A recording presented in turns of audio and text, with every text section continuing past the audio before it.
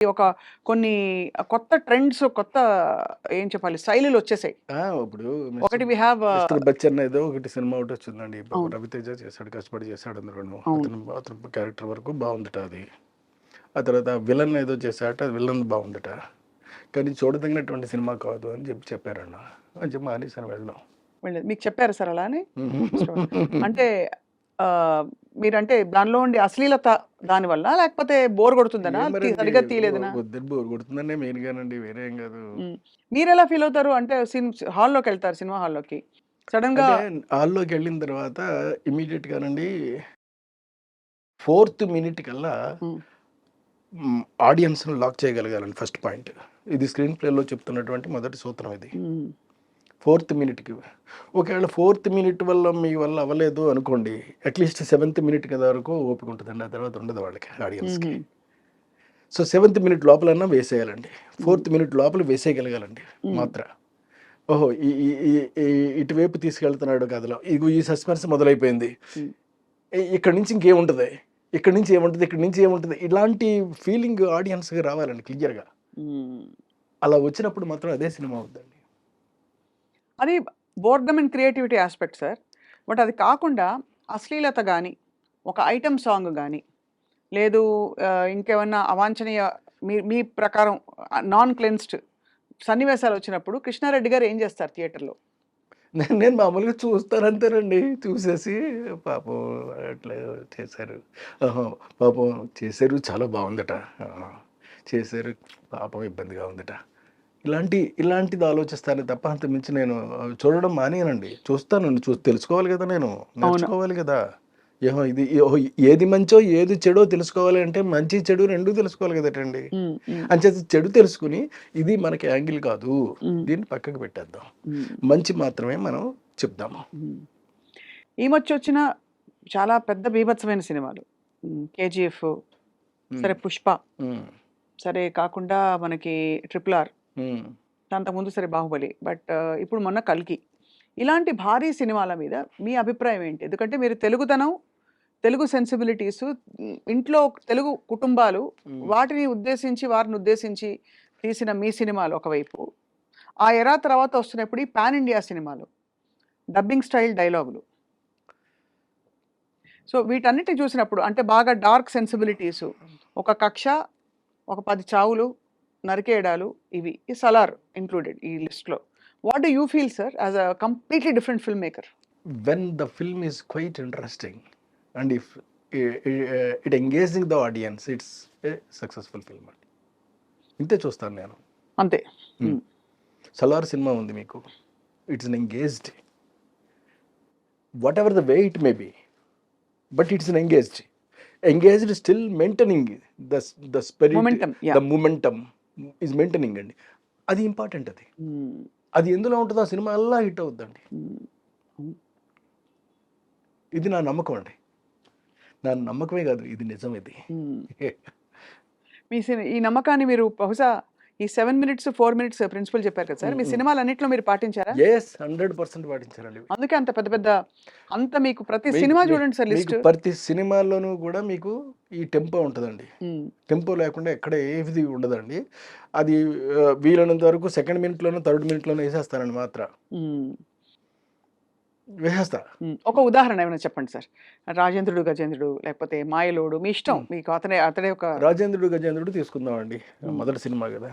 అందులో ఏనుగుకి మొదటిసారి గుమ్మడి గారు వెన్నపూస పెడతాడు, ఇంకోటి పెడతాడు, ఇంకోటి పెడతారు. తర్వాత దాన్ని చంపేస్తారు.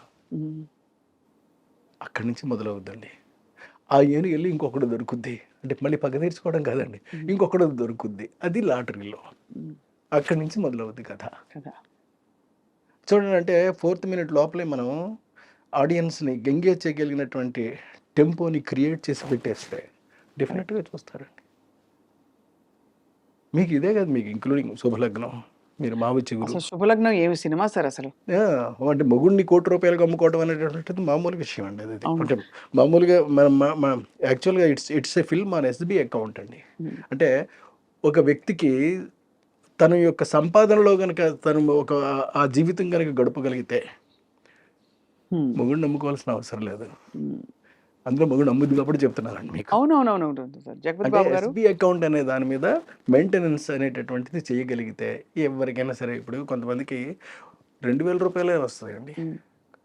మీకు తెలియదండి, కొంతమందికి 1000 రూపాయలు ఇచ్చేవాళ్ళు ఉన్నారు పాపం. హ్మ్. కానీ భార్యలు అత్యాశగా ఉంటారా సార్ మరి?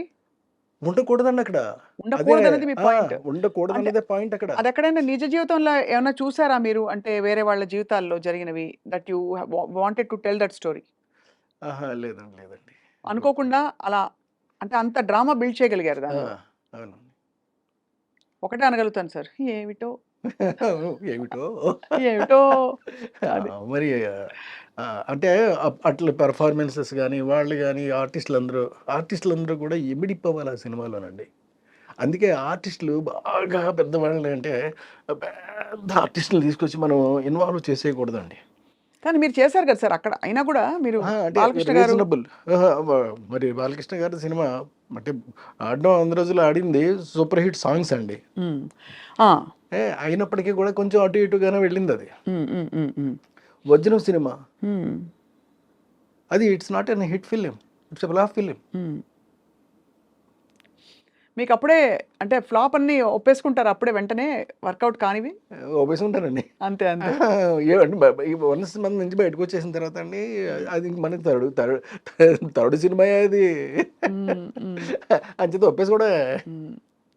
సో, అలా అందుకనే మీరు ఐ థింక్ మీ కథ కంటే పెద్దగా హీరో ఉండకూడదని అనుకుని, అలాంటి వాళ్ళనే మీరు ఎంచుకుంటారు. ఎప్పుడు కథ కన్నా పెద్ద హీరోలు, పెద్ద రేంజెస్ వాళ్ళు ఉన్నవాళ్ళు ఉంటే, ఆ రేంజెస్ ఉన్నవాళ్ళు ఏం చెప్తారో అది చేయవలసి వస్తుందండి. హ్మ్. ఎక్కడైనా రెసిస్టెన్స్ వచ్చిందా సార్?